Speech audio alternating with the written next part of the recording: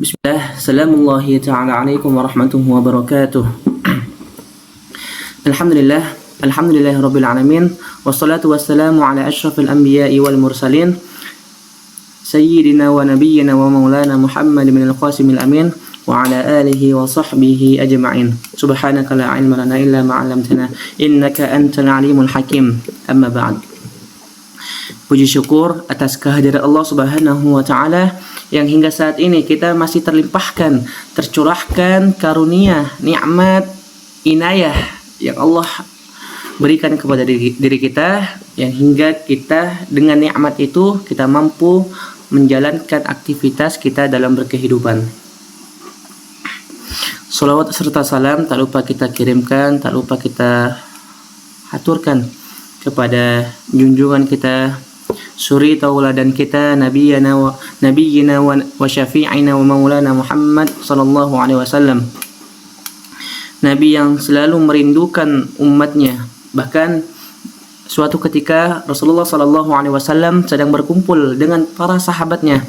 Rasulullah sallallahu alaihi wasallam berkata, "Ana mushtaqun bi ikhwani." Saya sedang merindukan perjumpaanku, maksudnya Rasulullah sallallahu alaihi wasallam merindukan perjumpaannya dengan saudaranya. Lantas sahabat-sahabat yang ada pada saat itu berkomentar, "Alasta ikhwanik?"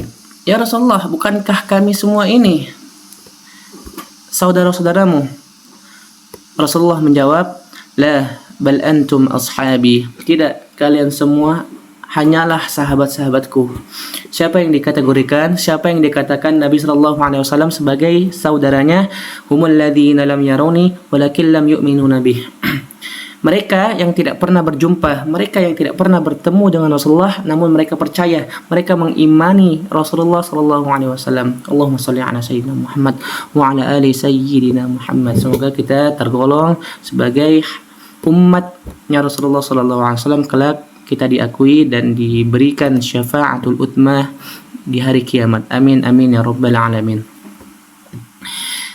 Baik, perkenalkan, nama saya Dimas Ghul Mahmud Al-Ghifari, mahasiswa Universitas Ibnu Khaldun Bogor, prodi Ilmu Al-Qur'an dan Tafsir semester 2. Insyaallah di kesempatan ini, di video ini saya akan membahas secara ringkas tentang adab-adab mufassir secara umum.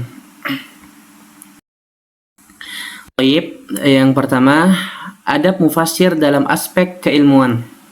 Perlu diperhatikan, ada beberapa bagian, ada beberapa ilmu-ilmu yang perlu dikuasai dan perlu dipahami bagi semua insan yang berkeinginan menjadi mufassir. Apa saja? Yang pertama, menguasai ilmu-ilmu dasar seperti ilmu ulumul Quran. Seorang mufassir harus menguasai ilmu-ilmu dasar yang berkaitan dengan Al-Quranul Karim, seperti ilmu qiraat, memahami asbabun nuzul, memahami nasikh wal mansukh. Nasikh wal mansukh, yakni ayat yang menghapus dan apa saja ayat-ayat yang dihapus. Juga memahami ayat muhkamat dan ayat-ayat mutasyabihat dan lain sebagainya. Penguasaan ilmu-ilmu ini akan membantu mufassir dalam memahami Al-Quran secara komprehensif. Imam Az-Zarkashi dalam kitabnya Al-Burhan fi Ulumul Quran dan Imam Asy-Syuyuti dalam kitabnya Al-Itqan fi Ulumul Quran telah merinci berbagai ilmu-ilmu yang harus dikuasai oleh seorang mufassir untuk bisa menafsirkan Al-Quran dengan baik. Yang kedua, apa yang kedua? Yang kedua adalah menguasai bahasa Arab dan ilmu-ilmu pendamping lainnya, ilmu-ilmu alat.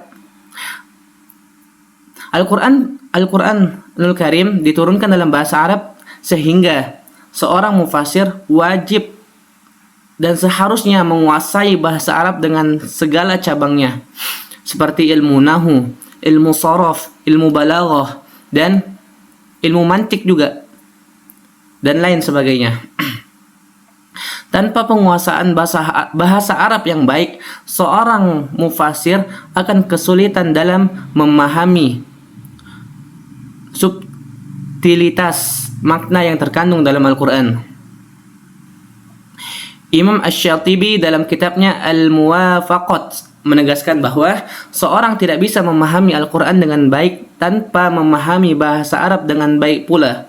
Sebabnya Al-Quran diturunkan dalam bahasa Arab dan memahaminya berarti memahami bahasa Arab tersebut dengan segala aspeknya. Yang ketiga, diwajibkan kepada seluruh para mufasir untuk memahami sejarah dan konteks sosial. Seorang mufasir harus memahami sejarah Islam, khususnya pada periode turunnya Al-Quranul Karim, serta konteks sosial, konteks budaya, dan konteks politik pada masa itu. Pemahaman ini akan membantu para mufasir dalam mengaitkan ayat-ayat Al-Quran dengan konteks historisnya atau sejarahnya pada masa itu, sehingga dapat memahami maksud ayat yang lebih tepat. Imam Ibnu Khaldun dalam muqaddimahnya menekankan pentingnya memahami sejarah dan konteks sosial dalam memahami teks-teks keagamaan, termasuk Al-Quran. Tanpa memahami ini, penafsiran bisa keluar dari konteks dan tidak sesuai dengan maksud yang sebenarnya. Yang keempat, dan yang paling terakhir, wajib dan ini penting dimiliki untuk para mufasir. Ini mengetahui hadis dan ilmu hadis. Karena hadis merupakan sumber kedua dalam Islam setelah Al-Quran. Banyak ayat-ayat Al-Quran yang penjelasannya terdapat dalam hadis-hadis Nabi SAW. Oleh karena itu, seorang mufasir harus memiliki pengetahuan yang luas tentang hadis dan ulumul hadis, sehingga dapat menggunakan hadis yang sahih sebagai penjelasan Al-Quran. Al-Imam Ibnu Taimiyah mengatakan bahwa cara terbaik untuk menafsirkan Al-Quran adalah dengan Al-Quran itu sendiri. Kemudian dengan hadis-hadis Nabi SAW, lalu dengan perkataan sahabat, dan terakhir dengan pendapat para tabi'in. Ini menunjukkan pentingnya hadis dalam menafsirkan Al-Quran. Itu saja ringkasan penjelasan dari adab-adab mufasir secara umum.